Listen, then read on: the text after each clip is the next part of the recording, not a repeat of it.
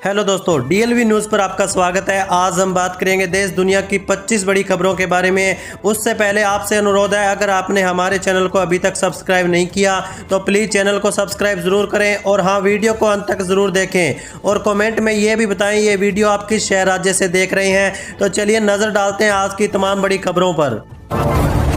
देखिए, पहली सबसे बड़ी खबर, केंद्रीय मंत्री पीयूष गोयल ने कहा भारत विश्व की तीसरी सबसे बड़ी अर्थव्यवस्था बनेगा। उन्होंने कहा कि देश में हर वर्ग सशक्त हुआ और भारत तेजी से विकास कर रहा है। गोयल ने भारत की आर्थिक नीतियों और विकास पर भी जोर दिया। उनका कहना है कि भारत की अर्थव्यवस्था में सुधार हो रहा है। वहीं देखिए दोस्तों, ट्रंप प्रशासन ने H-1B वीज़ा धारकों के लिए एक नया आदेश जारी किया, जिससे अमेरिका में उनके लिए मुश्किलें बढ़ सकती है। इस नए आदेश से वीज़ा नियमों में सख्ती होने की संभावना जताई गई, जिससे विदेशी कर्मचारियों और कंपनियों पर असर पड़ सकता है। नए नियम के तहत H-1B वीज़ा का आवेदन करने वालों की सोशल मीडिया प्रोफाइल भी चेक की जा सकती है। चलिए अगली खबर देखिए, झारखंड कांग्रेस में विधायक दल के नेता और मंत्री के बीच विवाद बढ़ चुका है, जिसके कारण केसी वेणुगोपाल सोमवार को सभी सीनियर नेताओं के साथ बैठक करेंगे। प्रदेश प्रभारी के राजू से भी कई नेताओं ने मुलाकात की और अपना पक्ष रखा। स्वास्थ्य मंत्री डॉक्टर इरफान अंसारी ने आरोप लगाया कि कुछ नेता उनके खिलाफ साजिश कर रहे हैं। वहीं प्रदीप यादव ने भी अपनी बात रखी। वहीं अगली बड़ी खबर देखिए, दिल्ली सरकार ने कृषि और किसानों से जुड़े पूरे ढांचे को डिजिटल बनाने का निर्णय लिया। केंद्र सरकार की शासकीय योजना के तहत दिल्ली में किसानों की डिजिटल पहचान और कृषि भूमि का जियो मैप तैयार किया जाएगा। इसके बदले में केंद्र सरकार दिल्ली को आर्थिक सहायता प्रदान करेगी, जो लक्ष्यों की पूर्ति पर आधारित होगा। इस निर्णय से खेत का वास्तविक रिकॉर्ड तैयार होगा और योजनाओं में गड़बड़ी कम होगी। चलिए आगे बढ़ते हैं अपन खबरों में। देखिए, डाक विभाग ने डिजिटल क्रांति के साथ खुद को आधुनिक बना दिया है। जिले के सभी डाकघरों में अब डिजिटल भुगतान संभव होगा, जिससे डाक कर्मियों को रोजमर्रा के झंझट से राहत मिलेगी। पहले QR कोड और अब POS मशीन के माध्यम से भी भुगतान की सुविधा उपलब्ध कराई गई है। वही दोस्तों देखिए, केरल में स्थानीय निकाय चुनाव परिणाम घोषित के बाद कई क्षेत्रों में हिंसा बढ़ गई है। कोझिकोड जिले के एरामाला में कांग्रेस कार्यालय पर माकपा कार्यकर्ताओं ने हमला किया, जिससे 5 लाख रुपए का नुकसान हुआ। पुलिस ने बताया कि इंदिरा गांधी की प्रतिमा को भी नुकसान पहुंचाया गया। मराड़ में UDF की विजय शोभा यात्रा पर भी पत्थर फेंके गए, जिससे कई लोग घायल हो चुके हैं। वायनाड में भी UDF कार्यकर्ताओं पर हमले की सूचना बताई गई है। वहीं देखिए दोस्तों, दिल्ली के रामलीला मैदान में कांग्रेस के वोट चोरी विरोधी प्रदर्शन में PM मोदी के खिलाफ नारों से विवाद खड़ा हो गया। भाजपा ने इसे लोकतांत्रिक मर्यादाओं का उल्लंघन बताया और कांग्रेस पर हमला बोला। कांग्रेस ने नारों से किनारा करते हुए कहा कि यह पार्टी की सोच नहीं है। भाजपा प्रवक्ता संबित पात्रा ने कहा कि कांग्रेस जन भावनाओं को समझने में नाकाम रही। कांग्रेस नेताओं ने कहा कि आपत्तिजनक नारे कुछ भटके हुए लोगों का काम हो सकते हैं। चलिए अगली खबर देखिए, उत्तराखंड की बेटी कविता चंद ने इतिहास को रच दिया है। उन्होंने अंटार्कटिका की सबसे ऊंची चोटी माउंट विशन पर तिरंगा फहराया। कविता चंद उत्तराखंड के देहरादून शहर से है और उन्होंने इस उपलब्धि से देश और राज्य का नाम रोशन कर दिया है। उनकी साहसिक यात्रा की हर तरफ प्रशंसा हो रही है। वहीं देखिए दोस्तों, बिहार में जमीन और फ्लैट की खरीद बिक्री महंगी होने के संकेत है। सरकार निबंधन दरों में संशोधन करने जा रही है। मद्य निषेध उत्पाद और निबंधन विभाग ने सभी जिलों में MVR की समीक्षा रिपोर्ट मांगी। जिला मूल्यांकन समितियां जमीनी हकीकत के आधार पर नई दरें तय कर सकती है।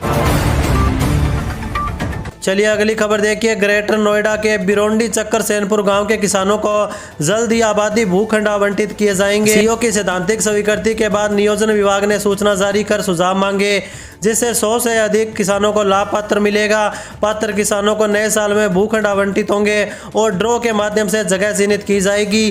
कासना, सरसा, इटेड़ा आदि गाँव किसानों को भूखंड मिलेंगे। वहीं देखिए दोस्तों, भारतीय वायुसेना को जल्द ही अमेरिका से 3 अपाचे AH-64 अटैक हेलीकॉप्टर मिलेंगे, जबकि भारतीय नौसेना MH-60R सीहोक हेलीकॉप्टर को स्क्वाड्रन से शामिल होगी। इससे भारतीय सेना की शक्ति में वृद्धि होगी। अगले 10-15 सालों में भारतीय सेना 1000 से अधिक नए हेलीकॉप्टर शामिल करने की योजना बना रही है, जिनमें स्वदेशी लाइट कॉम्बैट हेलीकॉप्टर भी शामिल है। वहीं दोस्तों देखिए, भागलपुर में ट्रैफिक व्यवस्था सुधारने के लिए प्रशासन ने गूगल मैप का उपयोग करने का निर्णय लिया। शहर को रेड और येलो जोन में बांटा जाएगा, जिससे जाम की स्थिति का आकलन किया जा सके। इंटीग्रेटेड कंट्रोल कमांडर सेंटर के माध्यम से रियल टाइम डाटा के आधार पर ट्रैफिक विभाग को सूचना दी जाएगी और त्वरित कार्रवाई की जाएगी। चलिए अगली खबर देखिए, जियो ने नए साल 2026 से पहले 3 नए प्रीपेड रिचार्ज प्लान लॉन्च किए हैं, जिन्हें हैप्पी न्यू ईयर 2026 नाम दिया गया। इन प्लान में डेली कनेक्टिविटी के साथ एंटरटेनमेंट और डिजिटल सर्विसेज शामिल होंगी। एनुअल प्लान में 365 दिनों की वैलिडिटी, डेली 2.5 GB डाटा और अनलिमिटेड कॉलिंग होगी। मंथली प्लान में OTT कंटेंट और 28 दिन की वैलिडिटी है। तीसरा प्लान कम बजट वाले यूजर्स के लिए होगा, जिसमें 5 GB डेटा और एंटरटेनमेंट पैक शामिल होगा। वहीं देखिए, उत्तर प्रदेश के पूर्व मुख्यमंत्री और समाजवादी पार्टी के राष्ट्रीय अध्यक्ष अखिलेश यादव ने SIR को लेकर योगी सरकार और भारतीय जनता पार्टी पर बड़ा राजनीतिक हमला बोला। सोशल मीडिया प्लेटफॉर्म X पर किए गए पोस्ट में अखिलेश यादव ने मुख्यमंत्री योगी आदित्यनाथ के बयान का हवाला देते हुए दावा किया कि SIR के दौरान जिन 4 करोड़ मतदाताओं के नाम वोटर लिस्ट में शामिल नहीं हो पाए, उनमें से 85 से 90% भाजपा के मतदाता बताए जा रहे हैं। अखिलेश यादव ने साफ कहा कि इससे पीडीए समाज को फायदा होगा। भाजपा इस बार विधानसभा चुनाव में पिछड़ने वाली है।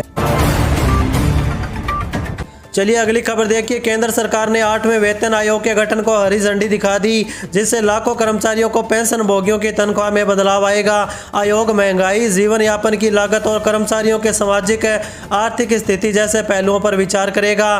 फिटमेंट फैक्टर बढ़ने की उम्मीद होगी, जिससे न्यूनतम वेतन और पेंशन में वृद्धि हो सकती है। यह आयोग पेंशन भोगियों के लिए भी राहत लेकर आ सकता है और अर्थव्यवस्था को भी बढ़ावा मिलेगा। इससे 2026 से लागू होने की संभावना है। वहीं दोस्तों देखिए, पश्चिम बंगाल के कोलकाता में TMC की सेंधमारी रोकने के लिए बीजेपी ने एक नई योजना बनाई। इस योजना के तहत SIR कार्यक्रम के दूसरे चरण के लिए सभी बूथों पर गुप्त BLO की नियुक्ति की जाएगी। बीजेपी का लक्ष्य है कि इस रणनीति से TMC को कड़ी टक्कर दी जा सके और पार्टी की स्थिति को मजबूत बनाया जा सके। चलिए आगे बढ़ते हैं अपन खबरों में। देखिए, महाराष्ट्र में कुछ नगर परिषद और नगर पंचायत चुनावों के लिए मतदान हो चुका है। शेष नगर परिषद और नगर पंचायत चुनावों के लिए मतदान 20 दिसंबर को होगा। वहीं मतगणना 21 दिसंबर को की जाएगी। इससे पहले ही शिवसेना ठाकरे गुट के चीफ उद्धव ठाकरे को बड़ा झटका लगने की आशंका जताई गई है। दरअसल शिवसेना UBT के एक बड़े नेता सोमवार को पार्टी छोड़ सकते हैं। अब इसमें चर्चा है कि ये नेता भारतीय जनता पार्टी में शामिल होंगे। वहीं देखिए, सुप्रीम कोर्ट ने दिल्ली की जहरीली हवा पर चिंता व्यक्त करते हुए प्रदूषण पर गाइडलाइन जारी करने के महत्व पर जोर दिया। अदालत का यह टिप्पणी दिल्ली में वायु गुणवत्ता के गंभीर स्तर को देखते हुए दिया गया। यह कदम प्रदूषण नियंत्रण के लिए सख्त उपायों की आवश्यकता को दर्शाता है और नागरिकों के स्वास्थ्य की रक्षा करने की दिशा में महत्वपूर्ण है। चलिए आगे बढ़ते हैं अपन खबरों में। देखिए, सुप्रीम कोर्ट ने चुनिंदा लोगों के सैलरी इंक्रीमेंट के फैसले को वापस ले लिया। यह फैसला CGI की मनमानी से सैलरी में वृद्धि के खिलाफ है। कोर्ट के इस कदम से वित्तीय अनियमितताओं पर रोक लगने की उम्मीद है और न्याय प्रणाली में पारदर्शिता को बढ़ावा मिलेगा। यह निर्णय सुप्रीम कोर्ट से एक महत्वपूर्ण हस्तक्षेप को दर्शाता है। वहीं दोस्तों देखिए, उत्तर प्रदेश के मुख्यमंत्री योगी आदित्यनाथ ने लखनऊ में जनता दर्शन कार्यक्रम में हर फरियादी से मुलाकात की। उन्होंने लोगों की समस्याओं को सुना, हर समस्या का उचित निस्तारण करने का आश्वासन भी दिया। मुख्यमंत्री ने कहा कि सरकार जनता की समस्याओं के प्रति संवेदनशील और उनके समाधान के लिए तत्पर है। चलिए आगे बढ़ते हैं अपन खबरों में। देखिए, केंद्र सरकार ने वर्ष 2025 में सरकारी कर्मचारियों, पेंशनरों और पूर्व सैनिकों के लिए स्वास्थ्य सेवाओं से जुड़े नियमों में बड़ा बदलाव करने का फैसला लिया। केंद्रीय सरकार स्वास्थ्य योजना और भूतपूर्व सैनिक अंशदायी स्वास्थ्य योजना के अंतर्गत आने वाले नए नियम 15 दिसंबर 2025 से पूरे देश भर में लागू हो चुके हैं। इन बदलावों से करीब 50 लाख से अधिक केंद्रीय कर्मचारी, बड़ी संख्या में पेंशन भोगी और पूर्व सैनिक सीधे तौर पर प्रभावित होंगे। वहीं अगली खबर देखिए, मध्य प्रदेश के किसानों को नए साल से पहले बड़ा तोहफा मिला। राज्य के योग्य किसानों को पीएम कृषक मित्र सूर्य योजना के तहत 90% सब्सिडी पर सोलर पंप लगाने का लाभ मिलेगा। इस योजना का उद्देश्य किसानों को बिजली बिल और अस्थायी बिजली कनेक्शन की झंझट से मुक्त कर सस्ती और भरोसेमंद सिंचाई सुविधा उपलब्ध कराना होगा। किसान इस योजना के तहत ऑनलाइन पोर्टल पर आवेदन कर सोलर पंप लगवा सकते हैं। यह योजना प्रधानमंत्री किसान ऊर्जा सुरक्षा और उत्थान महाभियोग की तर्ज पर लागू की गई है। इसके तहत किसानों को सौर ऊर्जा से चलने वाले पंप और जरूरी उपकरण उपलब्ध कराए जाएंगे। इससे एक और किसानों का बिजली खर्च कम होगा, वहीं दूसरी ओर उन्हें सिंचाई के लिए लगातार ऊर्जा मिलेगी। अब किसानों को सिंचाई के लिए पंप लगवाने में भारी रकम खर्च नहीं करना पड़ेगा। अगर कोई किसान 2 लाख कीमत का सोलर पंप लगवाना चाहता है तो उसे अपनी जेब से केवल करीब 15,000 ही खर्च करने होंगे। से 1,85,000 रुपए सरकार अनुदान के रूप में देगी। वहीं दोस्तों देखिए, ग्रामीण इलाकों में रहने वाले एलपीजी उपभोक्ताओं और प्रधानमंत्री उज्ज्वला योजना के लाभार्थियों के लिए यह बेहद जरूरी सूचना है। सरकार ने उज्ज्वला और सभी एलपीजी कनेक्शन धारकों के लिए बायोमेट्रिक आधार प्रमाणीकरण को पूरी तरह निःशुल्क और आसान बना दिया है। अब लाभार्थियों को गैस एजेंसी या साइबर कैफे के चक्कर लगाने की जरूरत नहीं होगी। सिर्फ स्मार्टफोन की मदद से घर बैठे कुछ मिनटों में ई-केवाईसी पूरी की जा सकती है। सरकार ने साफ किया है कि समय पर आधार प्रमाणीकरण नहीं कराने पर एलपीजी सब्सिडी और उज्ज्वला योजना का लाभ रुक सकता है। चलिए आगे बढ़ते हैं अपन खबरों में। देखिए, सरकार मनरेगा की जगह एक नया कानून लाने के लिए संसद में एक नया बिल पेश करेगी। इस बिल के तहत लोगों को 125 दिनों के रोजगार की गारंटी मिलेगी। सरकार का उद्देश्य इस नए कार्यक्रम के माध्यम से रोजगार के अवसरों को बढ़ाना है। यह विधेयक ग्रामीण क्षेत्रों में रोजगार सुरक्षा को सुनिश्चित करने की दिशा में एक महत्वपूर्ण कदम है।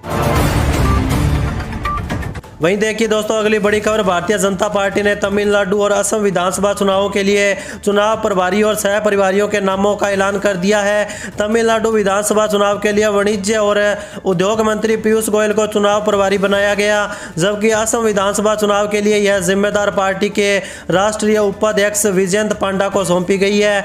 पार्टी के राष्ट्रीय महासचिव अरुण सिंह की ओर से जारी चिट्ठी के मुताबिक राष्ट्रीय अध्यक्ष जेपी नड्डा ने तमिलनाडु विधानसभा के लिए चुनाव प्रभारी और सह प्रभारी की नियुक्ति कर दी है। केंद्रीय मंत्री पीयूष गोयल को चुनाव प्रभारी नियुक्त किया गया।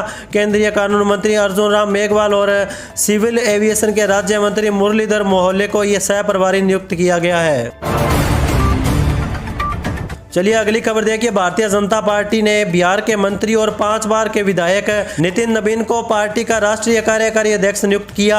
नितिन नबीन अभी पटना जिले के बांकीपुर विधानसभा सीट से विधायक है। वे नीतीश कुमार के नेतृत्व वाली बिहार सरकार में सड़क निर्माण विभाग के मंत्री हैं। नितिन नबीन के कार्यकारी अध्यक्ष बनने के बाद इस बात की चर्चा हो गई है कि नीतीश सरकार में अब नितिन नबीन की जगह कौन लेगा। इसके साथ ही नितिन नबीन की जगह लेने के लिए बिहार के कुछ नेताओं के नाम भी चर्चा में आ चुके हैं। दरअसल बीजेपी में काफी समय से एक व्यक्ति एक पद का फॉर्मूला लागू है। बीजेपी में कोई भी व्यक्ति एक साथ 2 पदों पर नहीं रह सकता, उसे एक पद छोड़ना पड़ता है। अब यही फॉर्मूला 45 साल की उम्र के बीजेपी के राष्ट्रीय कार्यकारी अध्यक्ष बने नितिन नबीन पर भी लागू होता है। ऐसे में बीजेपी के कार्यकारी अध्यक्ष पद की जिम्मेदारी संभालने वाले नितिन नबीन को बिहार सरकार में मंत्री पद छोड़ना पड़ सकता है।